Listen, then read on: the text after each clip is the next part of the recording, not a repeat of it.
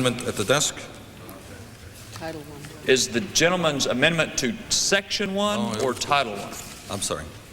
If there are no amendments to Section 1, the clerk will designate Title 1. Page 2, line 8, Title 1, Intelligence Activities. Are there any amendments to Title 1? The gentleman from Vermont. I have an amendment in Title 1. The clerk will designate the amendment. Will the gentleman identify which of his amendments to Title 1 he is offering? It's amendment number 2 in the May 5th congressional record. Clerk will designate. Amendment number 2 offered by Mr. Sanders of Vermont. The gentleman from Vermont is recognized for 5 minutes. Thank you, Mr. Chairman. This amendment is also being offered by Mr. DeFazio, Mr. Owens, and Mr. Stark. Mr. Chairman, this amendment cuts the intelligence budget by 5% from the level authorized for fiscal year 1999 while still protecting the CIA Retirement and Disability Fund. Although this year's amount authorized by the bill is classified, we do know that last year's budget was $26.7 billion, which means that this amendment would cut approximately $1.3 billion from the intelligence agencies. Mr. Speaker, this amendment truly speaks to what we are as a nation and who we are as a people. It speaks to whether the Congress of the United States is here to represent the ordinary people of America, the middle class, the working families, the children, the veterans, the seniors, or whether we are here to continue representing very powerful special interests within the military-industrial complex, the force that President Dwight D. Eisenhower warned us about 40 years ago. Mr. Speaker, it is no secret that the United States today is becoming two very separate nations. On the top, we have people who are enjoying incredible wealth. In fact, the wealthiest 1% is today better off than at any time in the modern history of this country. We have people like Bill Gates himself alone, who owns more wealth than the bottom 40% of households in America. One man owns more wealth than the bottom 40% of our households. In recent years, we have seen a proliferation of millionaires and billionaires.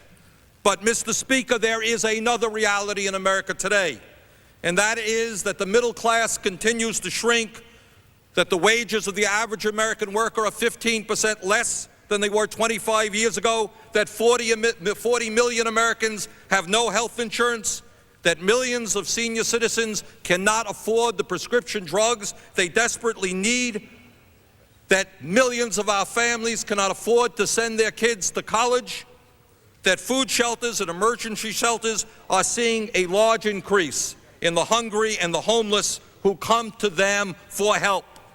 And that is the issue that we are talking about today. We're not just talking about the intelligence budgets. We have to put that into the context of the needs of all the people in this country.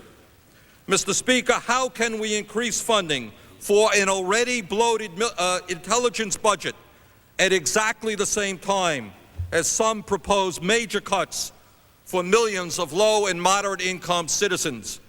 How is it okay to say more for the intelligence budget at the same time as this Congress cut $115 billion for Medicare? Tell the senior citizens of this country whose benefits we have cut back on. How can we look our veterans in the face when in last year's balanced budget agreement we cut funding for veterans programs by 19%, when we cut the administration of Social Security by 23%, when just last week we cut $2.3 billion in affordable housing, despite the housing crisis experienced by so many Americans. Mr. Speaker, even in Washington, the $1.3 billion that we can cut from the intelligence budget is a lot of money. And let me tell you what we can purchase with that $1.3 billion, if we get our priorities straight. In Vermont and throughout this country, seniors are finding it difficult to pay for their prescription drugs. Legislation has been offered which would provide up to $500 each in prescription drug assistance for seniors. This $1.3 billion that we cut from a bloated intelligence budget could provide 2,600,000 seniors up to $500 each in their prescription drug assistance. Are you going to go back to your districts and are you going to tell your senior citizens who are struggling to ease their pain that we can't cut $1.3 billion in intelligence budget when we can provide 2.6 million of them help for their prescription drugs?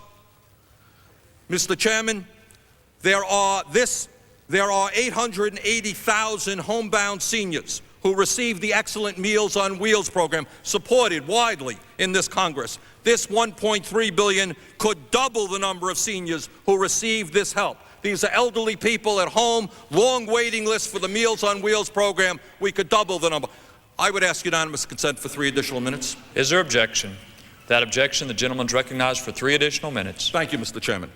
Mr. Speaker, nearly 1 million college students could receive Pell Grants to assist them going to college. Just yesterday, we passed the education bill. I voted for it, but remember, the authorization is nowhere near equal to the appropriation.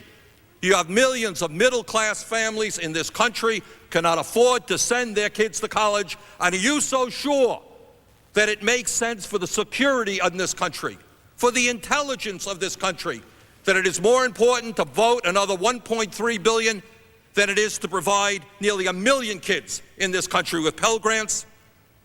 969,000 families could benefit from Section 8 housing programs if we cut that $1.3 billion. The state of Vermont, we have long waiting lists for Section 8. That's true all over this country. 240,000 more children could attend the Head Start program if we cut this $1.3 billion. So, Mr. Speaker, what I would just like to say at this point is that the Cold War is over.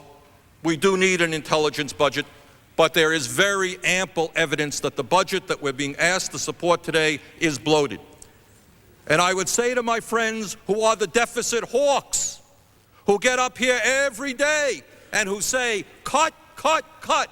If you're going to cut Medicare, if you're going to cut Medicaid, if you're going to cut veterans programs, if you're going to cut housing, take a look at the intelligence budget. I yield back the balance of my time. Gentleman's time has